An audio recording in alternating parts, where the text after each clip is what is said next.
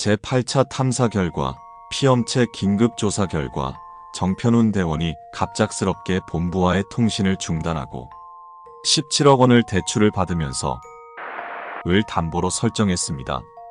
이후 해당 결과에 놀라서 본 기관이 피엄체를 투입한 결과 장 총재의 영향으로 관찰된 바 있습니다. 박 프로는 장광영 총재의 최측근이었던 박주연 투자 담당자와 유사하게 생긴 개체로 하얀색 양복을 입은 여성의 모습입니다. 해당 개체는 2층의 창구에서 주로 보일 것이며 투자 상담 도중 개입해서 발생 확률은 대략 10명 중 6명꼴 귀하에게 특정 종목에 투자할 것을 설득할 것입니다. 절대로 설득돼서는 안 됩니다. 해당 개체는 장광영 은행장과 함께 폰지 사기의 주역이었으며 귀하가 그 종목에 투자할 경우 은행에서 나갈 수는 있으나 어디로 나갈지는 모릅니다. 제3차 피엄체 조사 결과 피엄체 5명이 개별적으로 박 프로 개체가 추천하는 종목을 투자하기로 결정했으나 5명 모두 은행에서 나가는 동시에 연락이 두절되었습니다. 마지막 개체는 신일그룹 회장 제임스 리와 유사하게 생긴 개체로 해당 은행에서 유일하게 사람과 외형이 완전히 같은 개체입니다. 해당 개체와 조우 시 자율적으로 행동하시면 됩니다. 귀하는 그 개체를 만났다고 죽지 않을 것이나 어떤 수를 써서도 탈출할 수도 없습니다. 입구에서 잠시 해당 책자를 읽고 들어가시기 바랍니다. 다만 입구에 오랫동안 서 있는 것은 위험합니다. 본 기관은 20분 정도가 가장 안전하다고 보고 있습니다. 너무 오래 서 있으면 최근 예민해진 내부 개체들의 의심을 살 여지가 있습니다. 특히 입구에 있는 국민 경제의 심장이라는 조각물은 무시하시기를 바랍니다. 이 은행에서 탈출하는 방법은 2가지가 있습니다.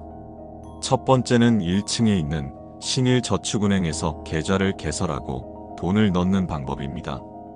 다만 매우 드문 경우이긴 하나 해당 은행에 2번째로 들어온 경우가 있습니다. 이 경우 이미 계좌를 개설했다면 그 계좌에 추가로 돈을 넣는 것도 방법입니다. 2번째는 2층에 있는 신일투자증권에서 직원의 설명을 듣고 특정 채권에 투자하는 방법이나 이 방법은 후술할 부작용 때문에 잘 추천하지는 않습니다. 여기까지 읽고 쉬워 보인다고 방심하지 않기를 바랍니다. 신일은행은 피해자들의 생존율이 35% 정도로 매우 낮은 편입니다. 첫 번째 방법은 계좌를 만들어서 은행 문 밖을 나가는 순간 귀하는 현실로 돌아올 수 있다는 점에서 매우 확실한 방법이기는 하나 여러 세심한 사항을 고려하면서 주의해야 한다는 것이 단점입니다. 반면 2번째 방법은 채권을 투자할 때 채권의 종류나 확률에 따라 귀하께서 도달하는 곳이 달라질 수 있습니다. 이 2가지를 잘 고려하셔서 방법을 선택하시기 바랍니다. 귀하가 은행에 들어올 경우 번호표를 뽑아야 합니다. 다만 아주 드문 경우로 번호표의 번호가 깨져서 나올 수 있습니다. 이 경우 문 옆에 직원을 불러서 번호표를 주시면 직원은 사과하면서 즉각 빈 창구로 귀하를 인도할 것입니다. 들어오시는 즉시 시계를 보셔야 합니다. 신일은행은 1층의 경우 오후 5시, 2층의 경우 오후 6시까지 영업합니다. 즉, 그전에는 업무를 마무리해야 한다는 의미입니다. 은행이 영업시간이 끝나면 어떤 일이 일어나는지는 아직 모르나 귀하에게 결코 좋은 일은 아닐 것입니다. 꼭 어떻게든 은행이 끝나기 전에 일을 마쳐야 합니다. 피엄체 4차 조사 결과 피엄체 2명이 은행의 영업시간이 끝날 때까지 머물렀다가 시간이 끝나고 5분 뒤 경비가 불을 끔과 동시에 통신이 끊기었습니다. 시간이 남았다고 해도 일단 번호표를 뽑았을 경우 지금 처리하는 번호와 얼마나 차이가 나는지도 고려가 필요합니다. 바로 다음일 수도 있고 아니면 한참 멀 수도 있습니다. 현재까지 최장 기록은 5번을 창구에서 처리하는 중에 뽑혔던 231번입니다. 잘 알아서 판단하시기 바랍니다. 제11차 조사 결과 이필선 2팀 부팀장 현 팀장이 창구에서 5번을 부르는 소리를 듣고 번호를 뽑았다가 231번이 나온 것을 보고 당황했습니다. 이후 이필선 팀장은 2층에서 탈출에 성공했습니다. 청약 통장 가입이 처음이면 100% 선물 증정, 창구에 지금 문의하세요. 위에서도 말했듯 이 은행의 1층에서는 계좌를 개설하는 방법을 통해 탈출할 수 있습니다. 다만 어떤 계좌든 가능한 것은 아닙니다. 즉, 귀하께서 개설하는 계좌를 은행원의 설명을 잘 듣고 선택해야 합니다. 미리 말씀드리자면 은행원의 설명은 해당 은행원의 직급에 따라 근난이도나 정확도가 달라집니다. 창구에는 주로 사원, 대리, 과장, 차장이 있는데 직급이 높아질수록 설득력이 높아지며 제공 정보의 정확도가 고의로 떨어지는 것으로 관찰된 바 있습니다. 즉, 귀하께서 탈출하기에는 낮은 직급일수록 유리합니다.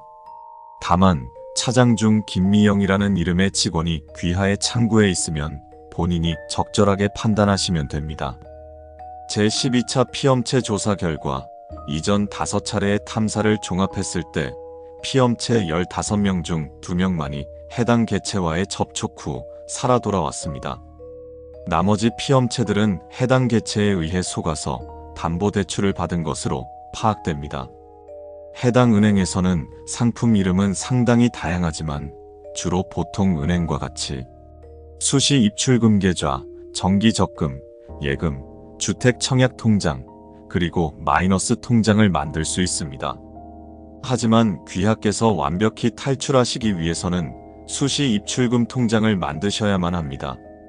정기 적금 통장을 만들 경우 귀하는 탈출이 가능할 것이나 해당 은행 계좌에 정기적으로 넣겠다고 한 돈의 양에 상응하는 가치의 혈액이 매달 사라질 뿐더러 해당 기관의 조사 결과 만기 시에 다시 해당 은행에 귀환하는 것으로 밝혀졌습니다.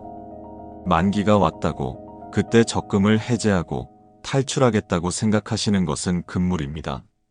제11차 피엄체 조사 결과 정기 적금 통장에 450만 원을 넣겠다고 하고 탈출한 피엄체는 매달 450ml 정도의 혈액이 몸에서 없어졌다가 2년 뒤 만기가 도래하자 해당 은행에 다시 나타났습니다.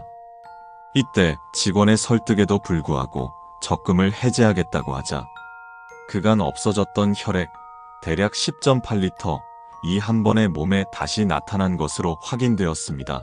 성인 몸속의 혈액은 평균 5리터. 예금 통장의 경우 탈출이 50% 확률로 가능하며 넣겠다고 한 돈만큼의 가치에 상응하는 혈액을 한 번에 상실하게 됩니다. 성인 남성은 대략 2리터 정도의 혈액을 잃으면 사망하므로 조심하시기를 바랍니다.